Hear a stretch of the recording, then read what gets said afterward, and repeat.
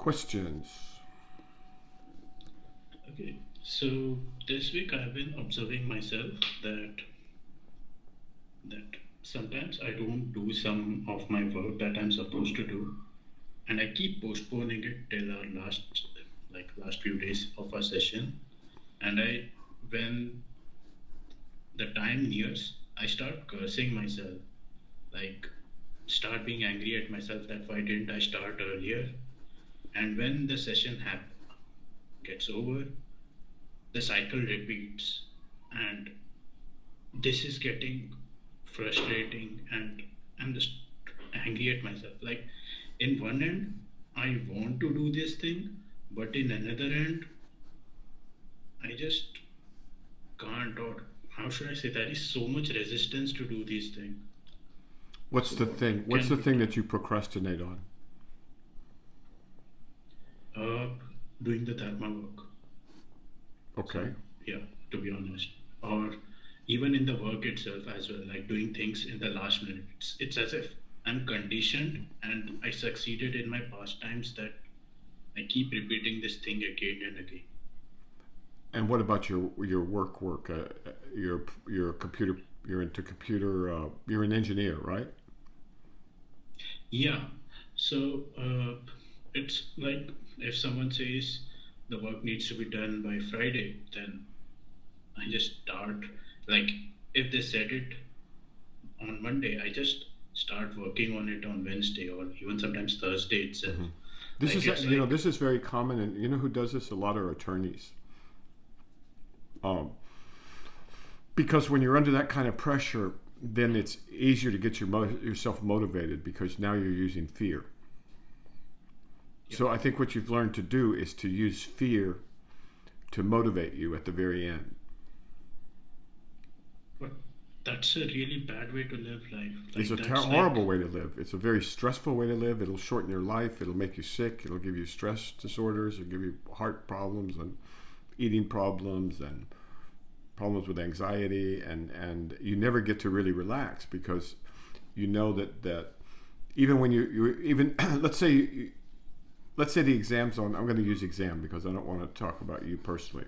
Let's say it's a student or a lawyer getting ready for a case or a test on Friday. So he says to himself, "Well, look, I really don't want to do that. I could probably do that in a day. If I work really hard, I can get it done in a day." So Monday, Tuesday, Wednesday, uh, he doesn't do anything really. And then Thursday he does. He's able to focus. He's able to like get a lot of work done in one day, and then he makes it to the case or to the test, to present the case or to the test, and he's able to like manage to pull it off, right? So the Thursday Friday thing does work for a lot of people. The problem is the Monday, Tuesday, and Wednesday they don't really enjoy it because they've always got this thing in the back of their head. Yeah, so yes, that's a very common strategy by people who don't live very happy lives because they're always anxious. They're always anxious because you can't really relax because you're going, oh man, I know I should get ready for that exam. I should be getting ready for that case presentation. I should be doing the debugging work I need to do, but I'm just going to put it off. And then Thursday they don't have to think about anything because they're in panic mode. They're in full stress mode. I got to get it done. It's got to be done. And if they need to stay up, they stay up and they're motivated. So they're using fear as their as something to help them at the very end, which would be okay. I mean, it might make some sense. It's just that Monday, Tuesday, and Wednesday they've got anxiety, and it takes most people a while to learn that strategy is not a good one. For the simple reason that you can never be excellent at anything, and you're always under stress, and you can never be at truly your best because you're under uh, duress the whole time. Is that making sense? yes, that's So it just exactly what takes I feel. it And take when you're in high school or college, and that seems just, that's, who cares? You're smarter than other people, and so you can get away with it.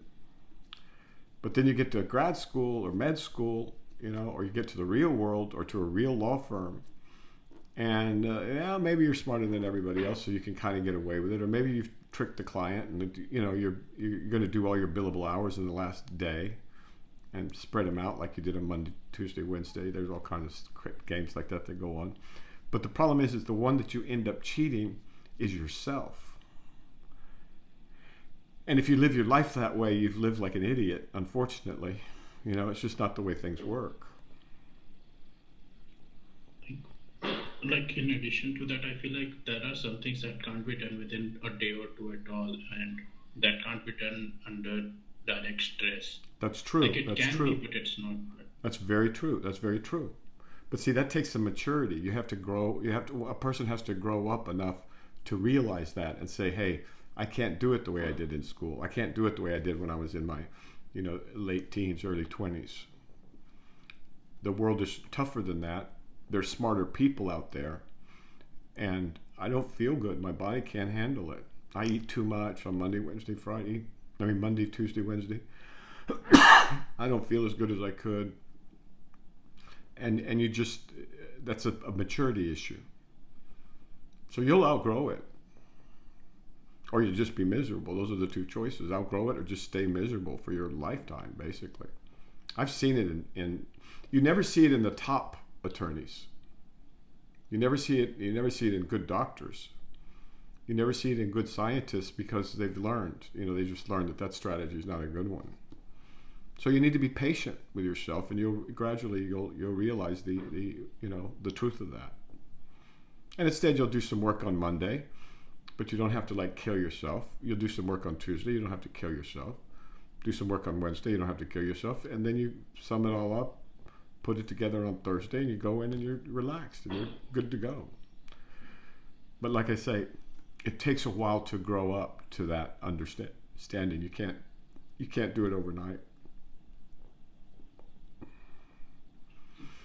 Okay. And some cultures are like that, and you can tell, right?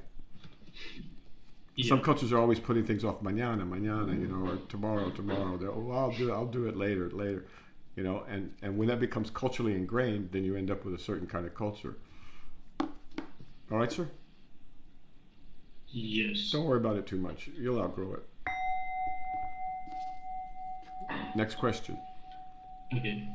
So the next question is about, I think last week you asked me to contemplate on separateness, like what is it, and prove that it exists. Yes, name something that's separate in this universe. Good. Name something separate in the universe. Like, in absolute sense, I don't think there is anything separate in this universe. What about, wait a minute, what about, okay, I'll let you go with that. I thought about it too, because I thought, oh wow, that's quite a challenge. So I came up with some things, but I don't know if they'll stand up. So go ahead, let's hear what they are. Tell me what you were going to say. Yeah. So what I was going to say, like, in absolute sense, I agree there doesn't exist any separateness. Okay. Yet, why do I feel I to be separate than you? Great question. Yeah.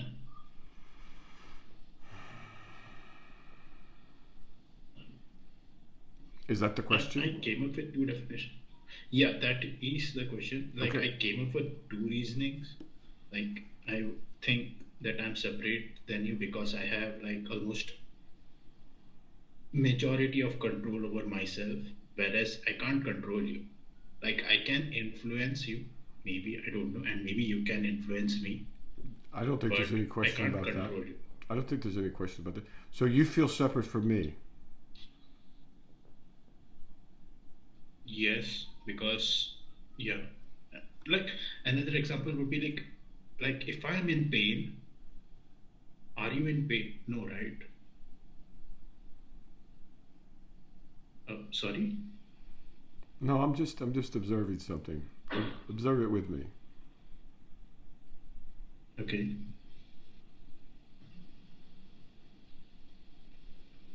You just influenced me to observe these things. How separate are you right now? Really? How separate are we right now? Stay here with me. Like if, Stay here with me. uh, like, okay, How separate are we really? maybe not right now in this session, but if we go out of this session, then we are separate, right? Are we? Like, not absolutely, but to a large extent, like 90%. Okay, 90% is good enough. So, yeah, so like for practical purposes, isn't that like being separate enough?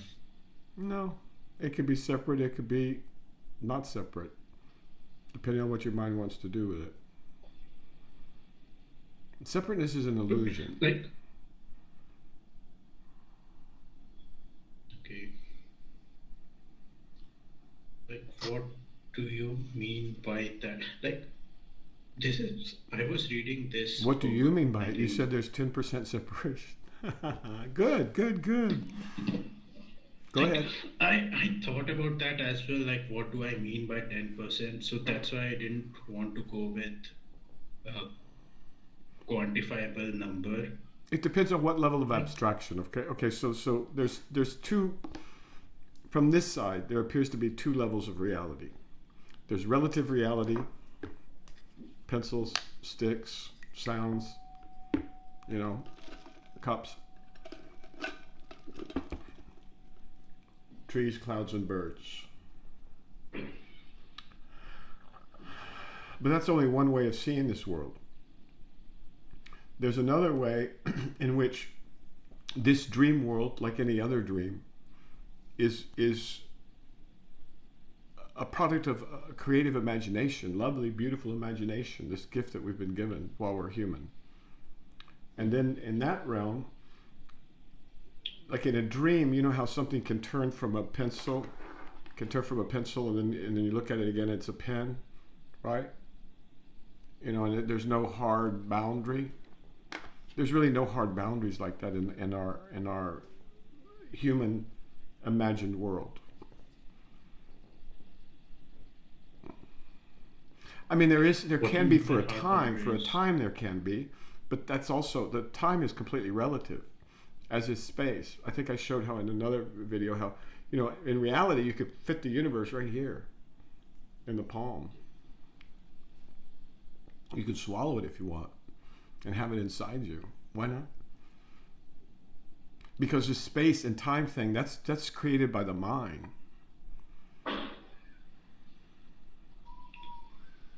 Why though? Why? Yeah. Okay. I'm going to give you the simple version.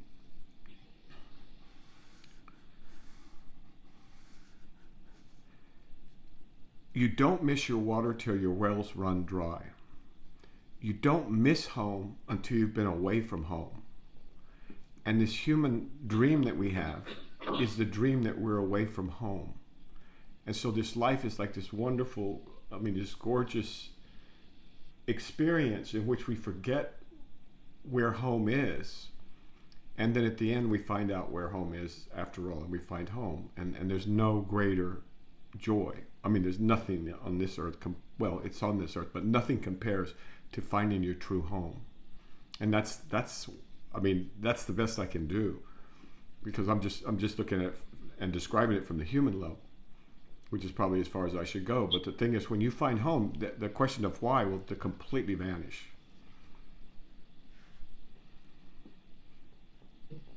Okay, so you mean we are distracted from our true purpose to find home? Yeah. But that's part of the game too. That's part of the dream. That's part of the play of consciousness. Have you ever read Yogananda?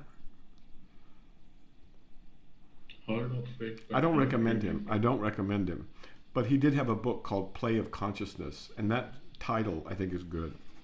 It's a play of consciousness, like there's a play of words or a play of not like it's a game, but it's kind of like it's so hard to articulate. Imagine you had infinite power, infinite knowledge, infinite. You could do anything in this universe. It's trivial for you. Anything, everything.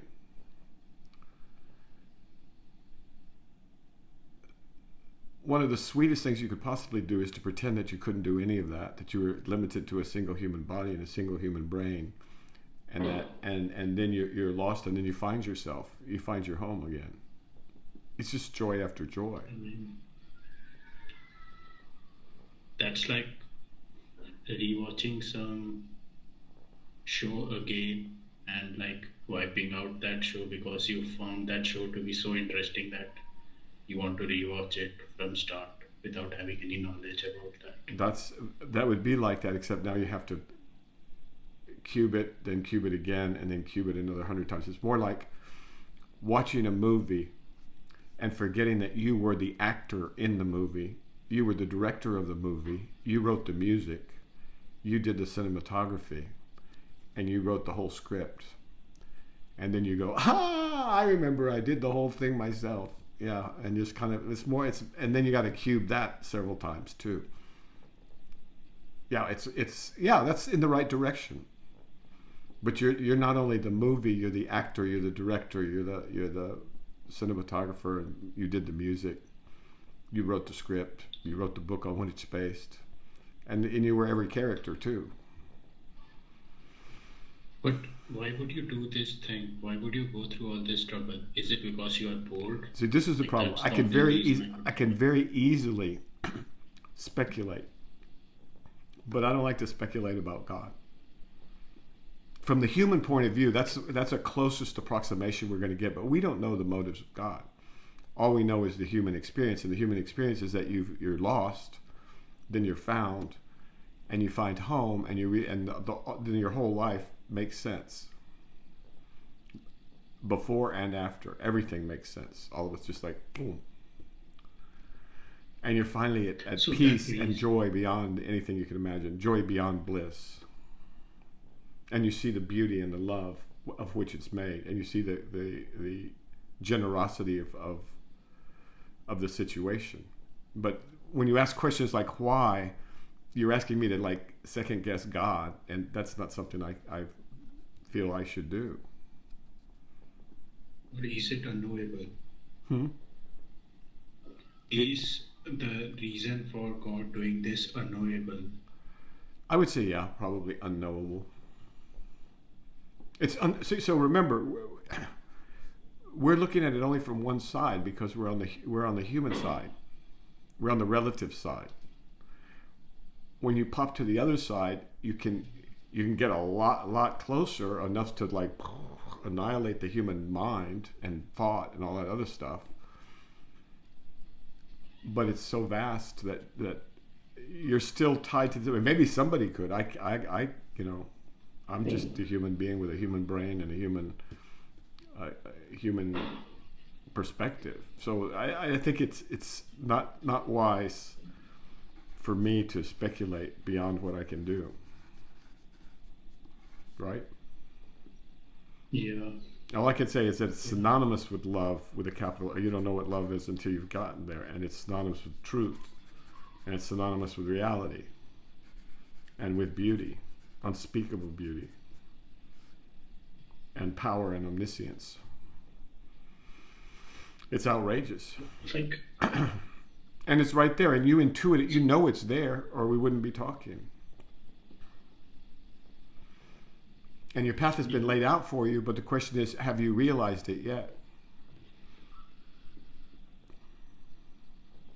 I haven't, because if I had, I wouldn't have asked that question.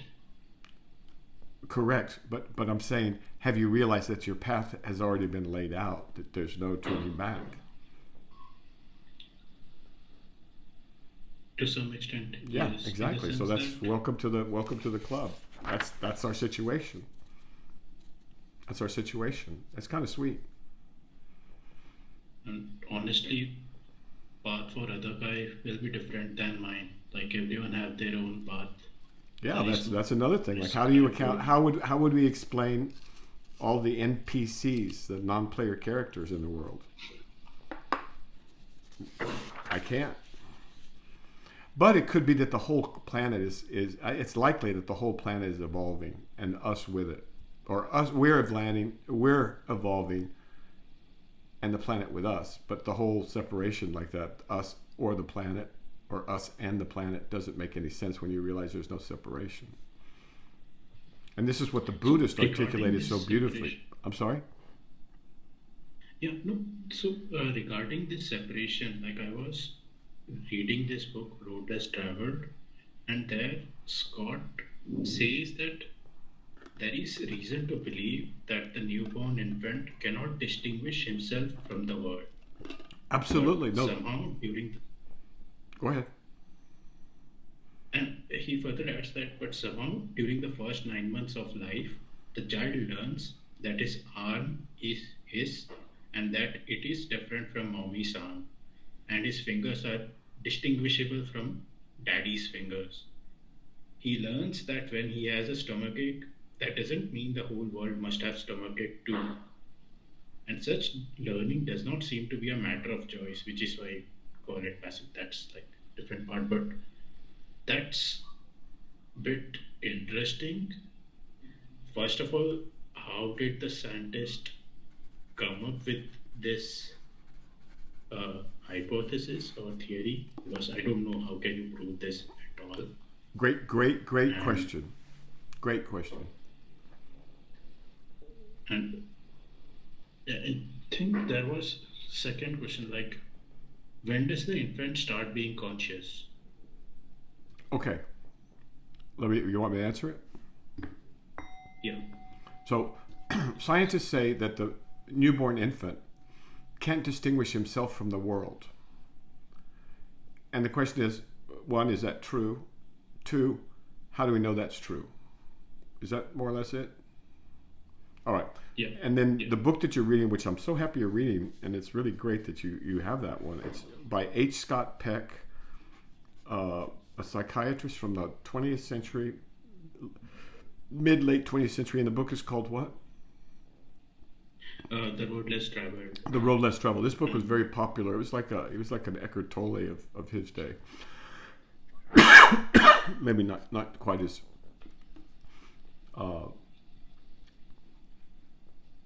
didn't go quite as far as Eckhart Tolle. So if you so let me ask you, if does a child in the womb have a separate self? I don't know. All right. Okay. Good. That's If fair he enough. is Fair enough. claustrophobic, then that would be really terrifying. It would be very terrifying, right? But they aren't terrified when they're in the womb. They're terrified when they come out of the womb because it's much more uncomfortable. Oh. No, they're just sitting around in a beautiful warm bath. Their breathing is done for them. They're fed through their bloodstream. You know, their oxygen comes to their mom. They're protected. They're in this beautiful like womb, a matrix. Matrix means womb. Okay, so then they're born, and that's a big shock for them. We can tell by looking at their bodies, right? Their blood pressure changes, their heart rate changes. They start to yell. You know, they feel hunger for the first time, right? But then all they do is they open their mouth and go, you know, it's called a rooting reflex. And they find a nipple, and they find nourishment, and they find comfort. So why would they distinguish themselves from the breast? The breast is what the breast is. It smells like them, and it. Where would they get the idea of a separate eye? There's no place for them to get that idea from. Right, so the burden of proof would have to be on somebody who then postulates that they're born with a separate ego. But they have no ego at this point. Their brains aren't even fully developed, right? The frontal cortex is not developed, for example. But then, as they start to get older, and I'm talking weeks, and months, they cry and the breast isn't right there for them. And they go, what the hell, what gives? You know, I used to be able to magically produce breasts and milk just by crying, just by moving my lips. But now this isn't happening anymore, or it doesn't happen all the time. And so gradually the child learns that the breast is actually separate from him. And that's probably pretty traumatic, and that's why men are so obsessed with breasts, incidentally. So that breast is the first object with which they have a relationship, in which they were at once first fused, but then they separate. And the breast is now separate. So if a child, let's see, I'd have to go back and review the neonatal literature, but there's quite a bit of it. I don't think there's any question about this part. To the point to where, and let me give you another set of studies, because it's really quite incredible. They are born with something that looks like numerosity, so they can tell numbers, certain basic numbers, and they have conservation of. There's a whole field of this, and that's the kind of thing you could. This day and age, you could just find some high quality YouTubes, and the best person would be a guy named, he's a Frenchman, Rochart, Philippe Rochart, Rochart, PhD or MD or something. But he, alongside the Sufis in that field, did some work on numerosity in infants. And just what infants are conscious of, and how conscious are they of separate objects, independent of whether or not those objects are separate from themselves. And so it's a big literature, it's very robust, and I don't think you're going to have any problem agreeing with it. So the infant child is in the situation that the adult is in, who's looking for home, who's looking for that feeling that long lost feeling that everything is him. It's very strange, or her, or it, something like that. But these are good questions. But see, now this is Dharma practice. Science is Dharma practice, because science is trying to understand reality, trying to understand the world that we find ourselves in, and that's a spiritual practice. So you have to let your curiosity be. You have to respect your own curiosity, and you have to respect your own mind. You can't just treat it like it's garbage. Like everybody, the world will treat your mind like it's garbage. Like all you need to want to see are big titties and fat butts, right? You know. And I noticed you asked me about TikTok being addicting. Well, I spent some time on shorts, and man, that thing is ridiculously addicting. Because in addition to the images, which the AI knows that you're going to be attracted to, or it wouldn't show them to you, and it also it mixes them up in just the right ratio to keep you on there. It knows how to do that. They add music, so sometimes even if your eye's not attracted to what it is that they're trying to hook you with, the music is, and so you've got these different modalities working separately and together, along with an algorithm that's getting more and more and more powerful, so it is very addicting. Okay, that's my conclusion. To be honest, Pardon me? I'm absolutely terrified of it, and I haven't Good. installed those short forms at all, because Good. Reddit itself is an addictive form. Guard your mind. Stay away from those AIs. They are designed to try and capture you and destroy your mind so they can control it.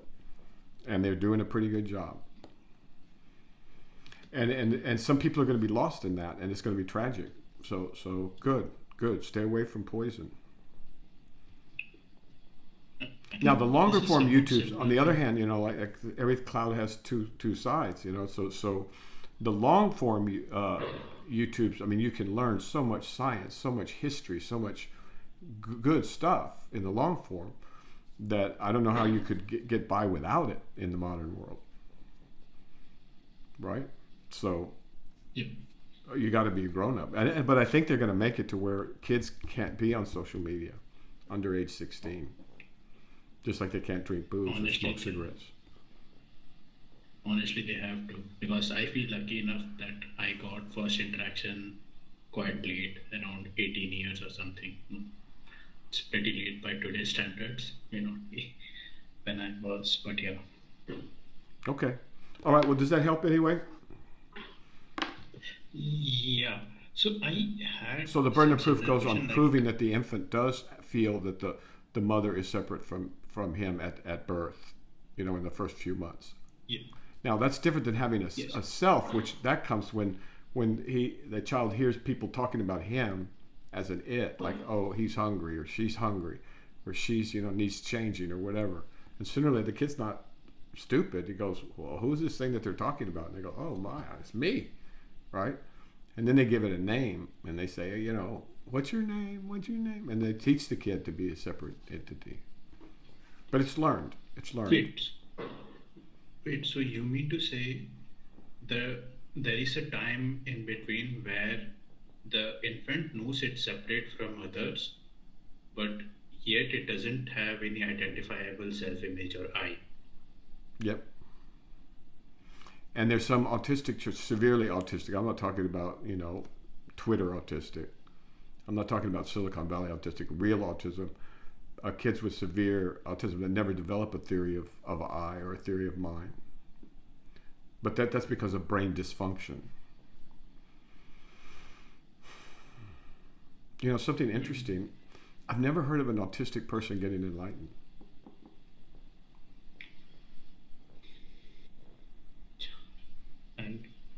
And so maybe people should be a lot more careful applying that label to themselves. Right now it's a fashion, like, I'm bi, or I'm this or that, or I'm it, I'm a that, or whatever. I'm a 4 or 5 syllable sexual new gender, which is fine, but don't get lost in it. Names can be given, but not permanent labels. I digress. Okay. Yeah, so I think somewhat related to this is, Okay. Another question. like, you had a post about, yeah, sorry. Question. So you had a Twitter post about on Luca, the last universal Yes. Oh, good. common ancestor, Good. like a hypothetical organism that is the most recent common ancestor of all life on Earth. And she is believed to have lived approximately 3.5 billion years ago. And she is thought to have been the single cell that invented reproduction. So 3.5 million years ago? billion, not million. Billion? How old is the Earth? I don't remember. I have to check. I think The that's the age Earth's of the age is Earth. 4.5 billion years ago. So a billion years in between where there was no living cell. Oh, okay. So the Earth is 4.5 billion?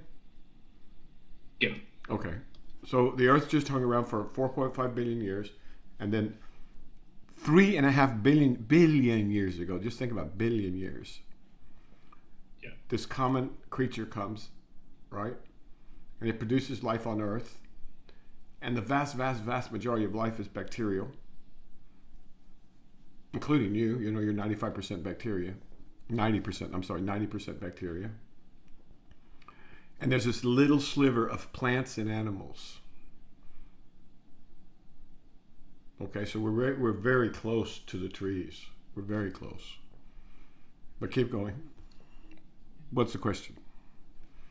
So my question was, how was this first organic cell made from inorganic materials? Very good question. Okay. There's a lot of different And theories. to be honest, what does it mean to be organic? Like how my example is like, how is amoeba different from a really complex protein?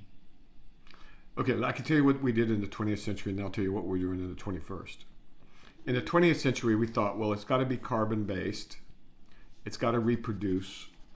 It has to be motile. It has to move. And it has to eat and metabolize nourishment. That's what we meant by life. In the 21st century, we're saying, that's a spectrum. We don't know. I mean, what makes a virus or a prion life or not life? and that we can't answer that question because it's not a yes/no question. So it's a label thing. It's at the end of the day just a label. Yeah, there's just labels. So, but it's a very nice thing to contemplate, because where did it come from? Because how can you get from these simple molecules to self-replicating sugars? Which came first? I mean, as in RNA. I mean, so ribonucleic acid. Where did the ribose come from? And some people say, well, it was at the very bottom of the ocean. There was a hot spring, very, very hot, and these. But those are prokaryote creatures. So nobody knows, frankly. But see, studying that is studying Dharma. Studying the work of God is studying God. Studying the art of God is also studying God. Or studying truth is studying truth. Do you see what I'm saying? So this is all Dharma study.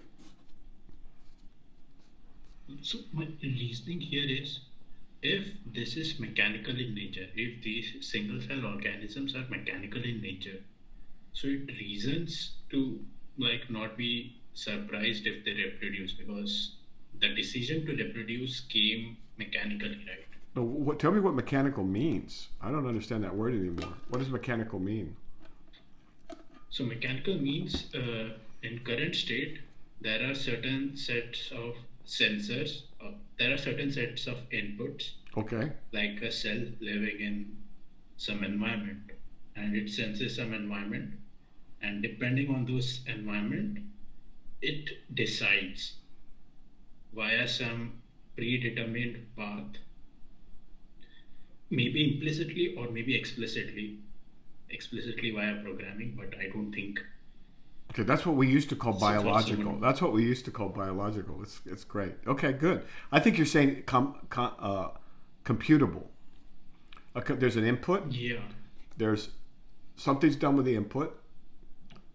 Reduction of free energy, really, and then there's an action, Yeah. right? And the purpose of that action on the environment is to know the environment better, to reduce uncertainty. Well, that's the other thing. Going back to things we learned, you can look at anxiety as simple uncertainty, using free energy principle, and Carl Friston is doing this. So the other reason why you wouldn't want to wait till Thursday is that you're living with all that free floating anxiety or that uncertainty, right? Which is the same thing as stress on the organism. So in this mechanical system that you're describing, it sounds like you're describing there's an input, there's a calculation involving memory usually, and from that a decision is made about an action.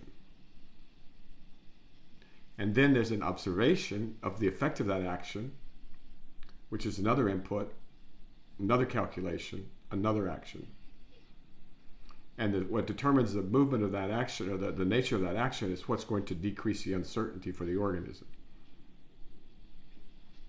Does that sound right to you? So, yes, so regarding this, how does an organism turn into a conscious?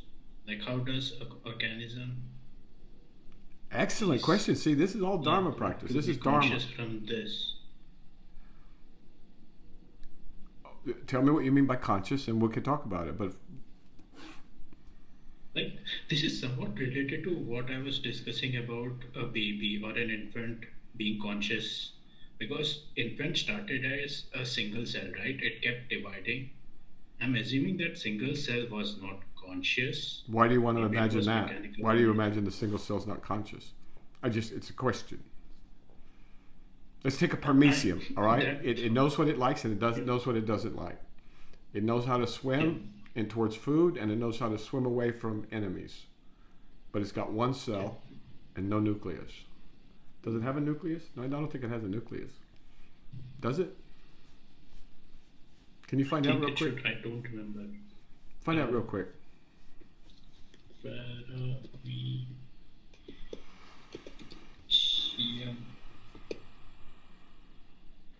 I think it has.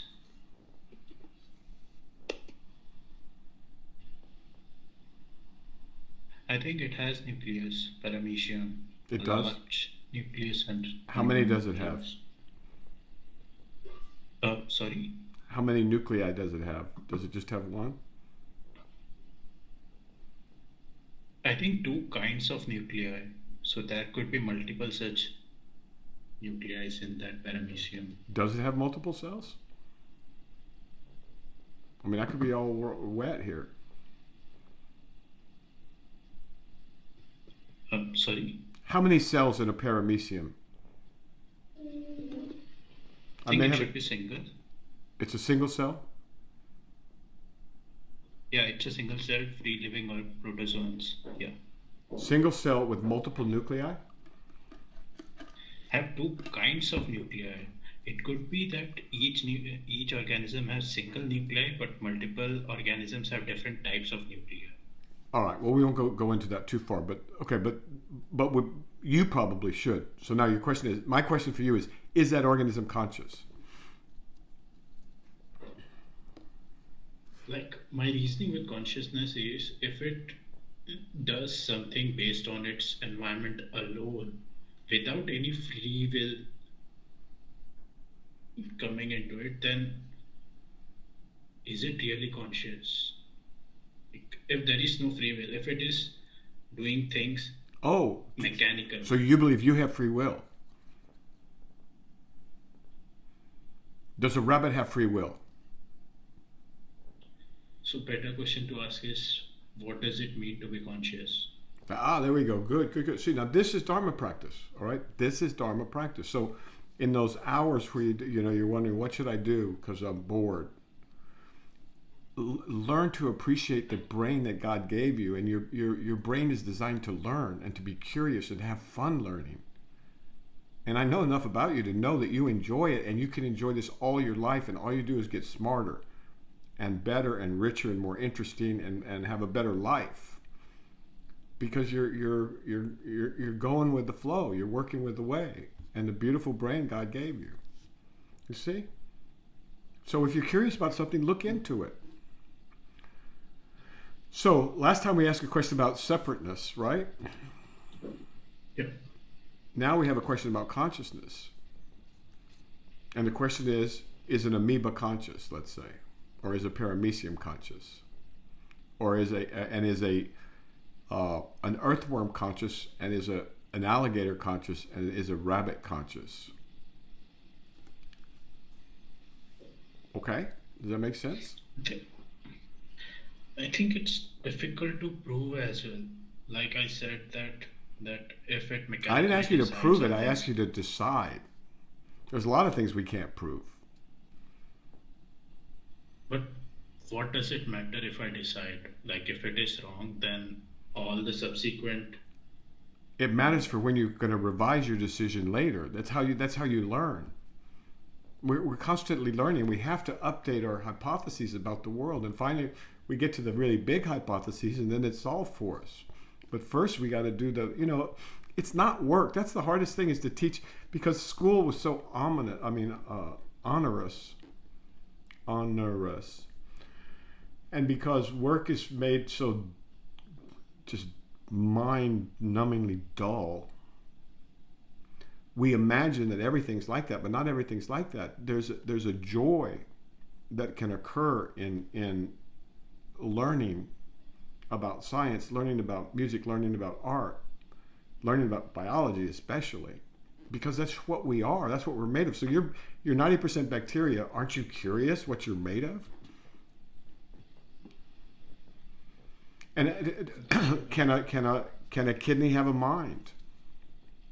I know that sounds crazy in the 20th century, but it doesn't sound crazy in the 21st century. Can a thyroid have a mind of its own?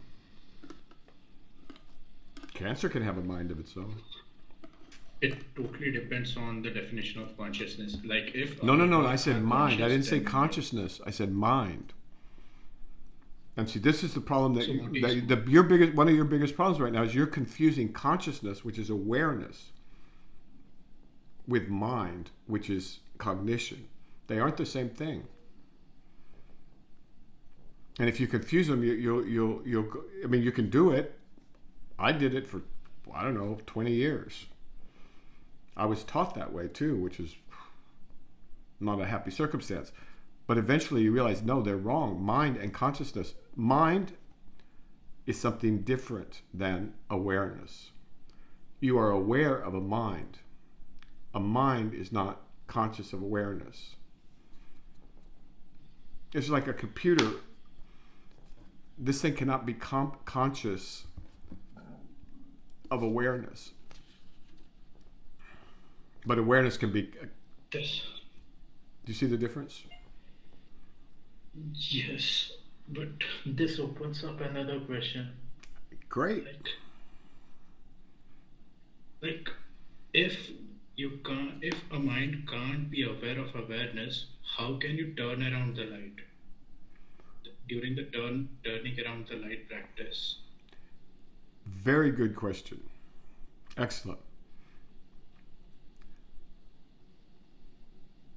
Ultimately, only awareness can be aware of awareness, I think. Okay, let's think. Let's do it.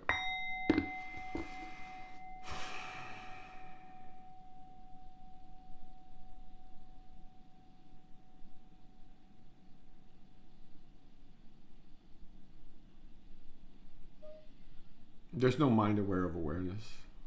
There's no mind back there. There's just awareness. There's just consciousness. So remember, turning the light around is a preliminary practice to get you started. To turn the attention away from the outside world of pencils and sticks, away from this world, to the world back here where there's no pencils and no sticks. There's just aware to the source of this attention. So when you go back there, how many things are there? I think there should be none, because I was doing that same You exact don't think. practice. Observe. And there are none. You're right. Because when I kept trying to I kept following that sage's advice to look into the whenever you are thinking about something, turning around the thought would mean looking into the thinker who is actually thinking those things. So I was But so you added something. You added looking into the thinker. Nobody said anything about looking into the thinker. So that's what I observed. I kept adding, so this just led to movement of thought. Like either I started imagining this thing, like an image about look, there is some real self and looking back into it. But that itself is a thought. Is So an then it image, yes, started a movement exactly. of thoughts. So the only way that I feel to observe my real self is to have no objects in the consciousness. Because if there is some object, like Let me give you another more image. This is a common image. Here's a movie screen. Right? Movie screen. It's got all this stuff on it. yeah, yeah,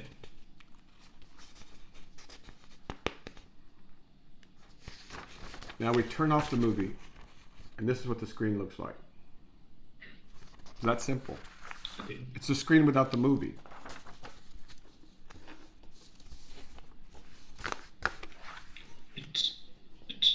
I don't know. It's really difficult to sustain that, or All right, well then the projector without the film. The light of the projector. Okay, so the projector, let me see if this works. I don't know if it works. You have a projector with film and it's projecting a movie into your mind.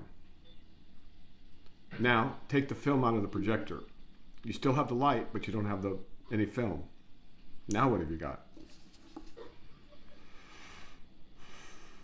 You just have awareness of in this case, light, because you're looking at the light from the projector. But if you turn the light around,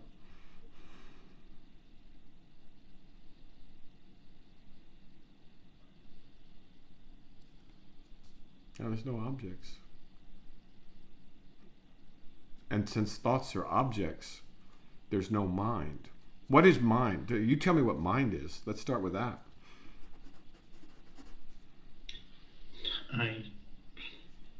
honestly, it's really difficult I think it's like a combination of conditioning and Conditioned what? set of thoughts. There you go. Boom. Thoughts, sensations, memories, fantasies about the future. Yeah. So you could reduce it down to thoughts and sensations or perceptions. Or you could reduce it down to thoughts and sensations. Which is sensations. It Yeah. is also sensation. Okay, so all right. So the deal here is this. People get a narrow view of Dharma. But Dharma is as big as this world. And Dharma practice is as big as your life. It's a way in which a warrior goes about the world. And our natural state, if we're healthy, is that we're curious. And that curiosity leads to all kinds of marvelous things you don't know yet. You can't know yet. So boredom is something that a warrior never has. And there's always some things in the back of his mind that he'd like to know more about. Like, did the Mongols invade India? Did the Mongols invade India?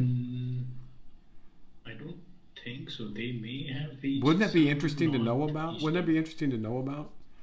If there were any Mongolian influences on India, the way India had such enormous impact on China and Southeast Asia and Japan through Buddhism.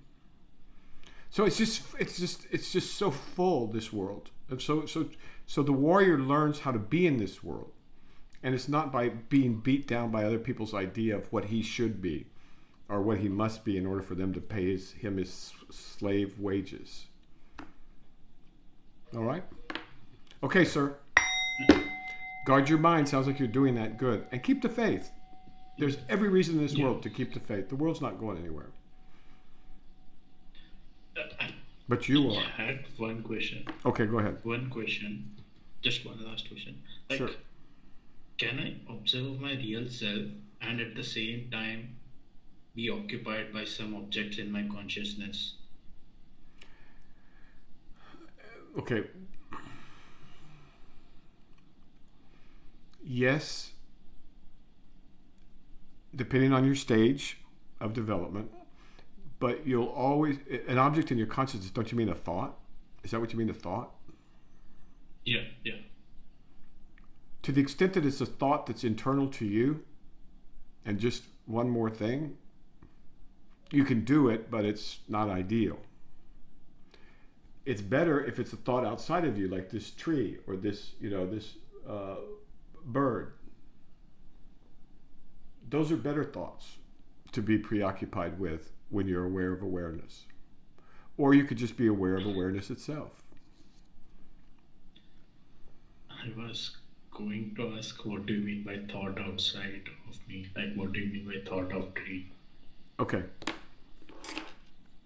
I'm going to give you a thought. It's a thumb drive. Okay. Where's the thumb drive? On your hand, in your hand. Where is it now? Yeah. Out of my screen, but somewhere around there. It's in your mind. It's got to be in your mind. Where else could it be? But even here, it's in your mind. Of course it's in your mind. Where could this thumb drive actually exist besides your mind and my mind? The screen in my retina, but yeah. Okay, it does exist in your screen and retina. I'm sure we could extract it from there. But for you to experience it, there's other things in your screen and your retina, right? Like over here, there's a finger moving. Yeah. But that's not necessarily in your screen or it's not in your mind unless you attend to it. But because your attention's here, it's in your mind, right? Where else can these thoughts exist? Now, I'm not saying your mind's in your skull. Eventually, you'll learn that your mind is... But yeah, that's a hard thing to unlearn because we think that everything's in between our ears and behind our eyes because of the way our heads are set up. But if you were an octopus and you had, 8 or 9 heads, you wouldn't think everything was just in one head, right? But at least infant also doesn't think that way. I'm sorry? or at least even infants don't think it that way. Infants think No, they don't. everything They is live in a completely undifferentiated awareness of sensation, like warmth and comfort and hunger and cold and, oh my God, the bed's all wet and it feels uncomfortable. Yeah, it's really hard for those poor guys because, they went from perfect bliss and then they get inserted into this world and there's all kinds of suffering going on out here. Hunger and pain and cold and all this stuff, and they were all taken care of just 9 months ago. Is this what Adam's and Eve's story is all about? I don't know, maybe being thrown out of heaven. Well, you got to understand when Adam and Eve were thrown out and what they were thrown out for. They were thrown out for conceptual thought. They were thrown out because they started to develop conceptual thinking. When they ate, so the animals are all going around, they're naked. They don't know about good and evil. The humans are like that. But then they eat from the tree of the knowledge of good and evil. Now they know good and evil. Now they start making judgments. This is good, this is bad. And now they realize they're naked. The animals aren't naked because they don't have that construct. So the humans start to conceptually think, oh my God, we're naked. Oh my God, this is good. Oh my God, this is bad. So the minute they start doing that, they get lost in their minds, right, through conceptual thinking, and they lose the Garden of Eden. Now, what the Christians don't talk about much, there's a second tree in the garden, which is the tree of life. And in the Bible, in Genesis, it says very, very specifically, and lo, the man has eaten of the tree of knowledge of good and evil. Now, lest he partake of the tree of life,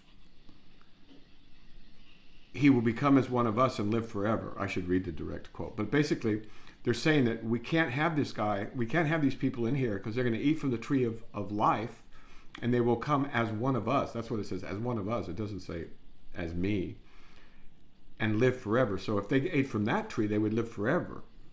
So out of the garden they go. But the original sin was this conceptual thought.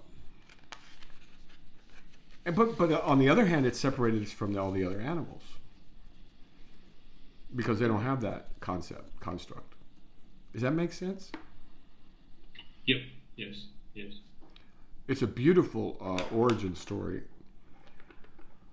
And we could talk about it more at some other point, but another striking thing about it is they have to postulate an original substrate before God, which I think that's silly. They think that there's some chaotic void or substrate, that it's inherently dualistic. Check it out. Okay, sir? But what was your question exactly? I'm sorry, you got me excited on that other thing. I think it was just to me like infant realizing they are in this world separate from others. It felt like it's somewhat similar to being thrown out of heaven. It is, yeah. It's the original trauma. That's the real trauma. But nothing to fear because we're going back to something even more sublime than that. Infinitely more sublime than even that. That's the whole setup. It's beautiful. That's why they say God is compassionate, benevolent. All right, sir? Okay. Keep that in mind. Keep it going, man. Enjoy it. All right? Good. Take good care. See you later.